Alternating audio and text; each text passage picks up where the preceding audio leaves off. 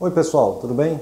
Bom, chegamos à última parte dessa série que envolve falar sobre o futuro do setor elétrico, os próximos 10 anos do setor elétrico. O que nos reserva esse futuro? Falar de futuro é extremamente difícil em qualquer área, em qualquer atividade.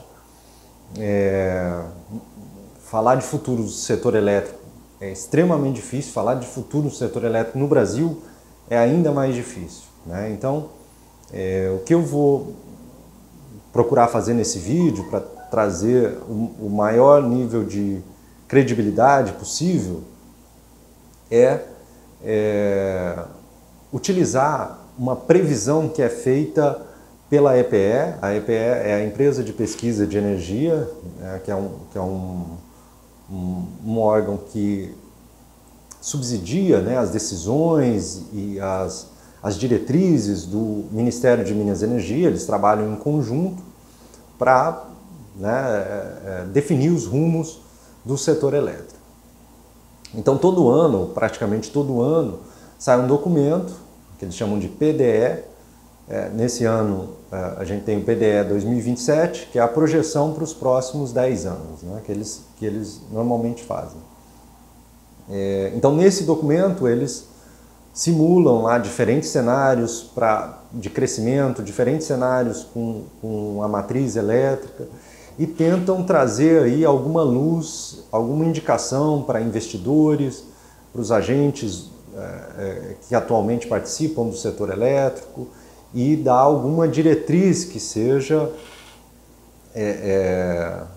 que funcione como um guia, né, tanto para o governo como para os agentes envolvidos. Então, é esse documento que eu vou me basear para dar uma opinião pessoal sobre o que eu acho do futuro do setor elétrico, com foco, obviamente, no que é o objetivo desse canal, que é identificar oportunidades nesse setor, né? Um objetivo desse canal é atingir pessoas que têm interesse em trabalhar no setor elétrico nas mais diversas áreas, né? E especificamente aqui a gente está tratando de sistemas de energia elétrica.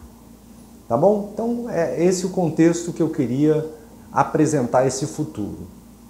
Então lá no documento do PDE 2027 tem lá alguns dados que eu acho interessante. E a melhor maneira de explicar um documento tão denso como de 345 páginas, de forma resumida aqui, eu vou tentar fazer isso em 5 minutos,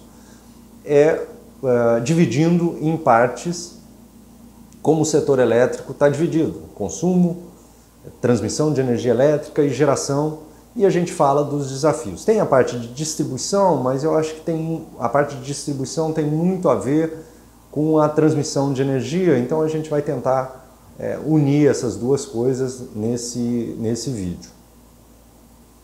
Então vamos começar pelo consumo. É o jeito que eu gosto de começar a tratar do setor elétrico, porque tudo que vem daí, transmissão, geração, depende do consumo. Se não tiver consumo, não justifica você falar de geração, de transmissão ou de crescimento, né? de geração ou de transmissão. E do que depende o consumo? Principalmente da economia. Então, se a gente tem um forte crescimento econômico previsto para os próximos 10 anos, então é muito provável que a gente tenha associado a isso um forte consumo de energia elétrica, seja porque a indústria vai produzir mais, seja porque o comércio vai vender mais, seja porque os consumidores vão consumir mais, vão elevar seus padrões de vida. Então, se inicia o processo de análise do futuro do setor elétrico com uma previsão de crescimento econômico. O documento da PDE 2027 trata, em grande medida, com uma previsão de crescimento econômico de uma média de 2,6% ao ano, que é um crescimento bastante razoável comparado com os últimos anos que a gente teve, né?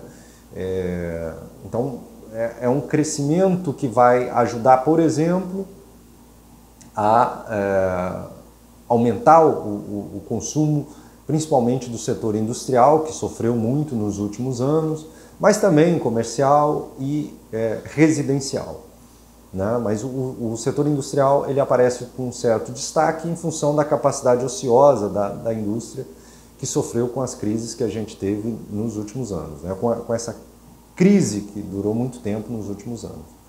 Então, em termos de consumo, a gente olha primeiro a economia. Então é isso que está previsto. Esse crescimento de 2,6% já vai justificar também crescimentos expressivos na geração e na transmissão. Então vamos lá para a geração. Como é que a geração ela tá sendo tratada nesse documento, né? E aí é muito interessante porque a gente já entra no viés desse canal, que é identificar as oportunidades.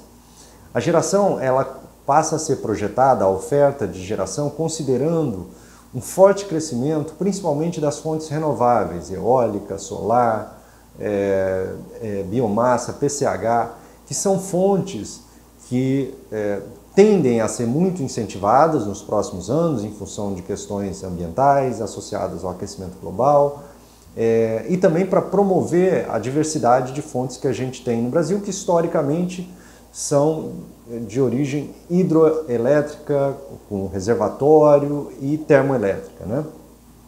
Então esse tipo de crescimento, esse tipo de fonte que vai crescer para os próximos anos é um tipo de fonte que tem uma característica muito mais volátil em termos de produção de energia, e isso desafia muito o planejamento do sistema elétrico. Então, a forma como o planejamento ele é feito tradicionalmente, considerando um sistema fortemente hidrotérmico, possivelmente vai mudar bastante, né? Criando novos métodos, mecanismos que aperfeiçoam a energia que vai ser produzida, seja proveniente de hidroelétrica com e sem reservatório, seja proveniente dessas fontes sazonais, intermitentes e mais distribuídas.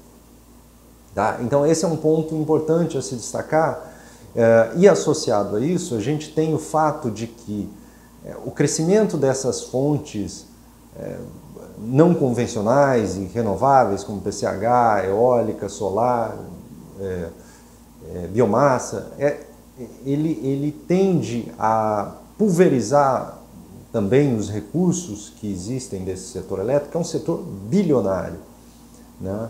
Mas boa parte desse tipo de investimento antes era muito alocado em fontes de maior porte, né, principalmente hidroelétricas, e agora esse crescimento ele tende a ser, esse recurso, né, tende a ser mais distribuído, o que acaba gerando mais oportunidades, né, além dos desafios que eu já citei.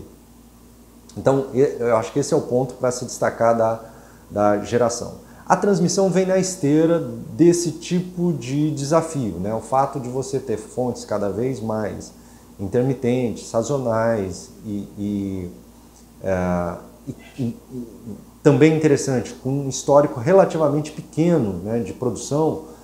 A própria eólica, que já tem um histórico razoável de produção, nem se compara ao histórico de produção que existe das tradicionais hidrelétricas. Então isso faz com que os ajustes que tenham que ser feitos no planejamento, tanto da geração como da transmissão e da distribuição, tenham que ser muito maiores. Então, o que eu vejo para os próximos anos é a transmissão, né, e a distribuição sendo bastante desafiada também na forma tradicional como se faz o planejamento, para um planejamento muito mais moderno, que leve em conta esse tipo de geração, a incerteza associada a esse tipo de geração, gerando aí desafios para a engenharia que com certeza a gente nunca teve ao longo da história do setor elétrico, né? Então, para o vídeo não ficar muito grande, eu queria sinalizar esses pontos, né, que estão no documento. Como eu falei, o documento tem 345 páginas, envolve não só o setor elétrico, mas também o setor energético. Eu vou deixar o link na descrição do vídeo para que vocês possam ler na íntegra. Mas como o objetivo aqui é muito mais de trazer reflexões do que os dados em si, eu vou deixar os dados para que vocês possam ler com calma no documento e apontar aqui as reflexões baseando-se na sensibilidade que eu tive ao ler e tentando entender o que se projeta para o futuro, né? Questões que envolvem armazenamento de energia, questões que envolvem eficiência energética, essas palavras estão muito presentes também no documento, que resultam também de oportunidades, né? São vários termos, várias palavras-chave que são novas para o setor elétrico. Então, vejo para a gente que atua, né, um futuro bastante desafiador, mas ao mesmo tempo também promissor, com novas técnicas, com novas tecnologias, novos conhecimentos. Tá bom? Então, eu espero ter passado uma mensagem de otimismo, né, a partir dessa sensibilidade que eu tive. Espero que vocês tenham gostado dessa série e nos próximos vídeos eu espero falar com mais detalhes, né, a respeito desses desafios que envolvem geração, transmissão e distribuição de energia elétrica. Tá bom? Até a próxima, pessoal. Tchau.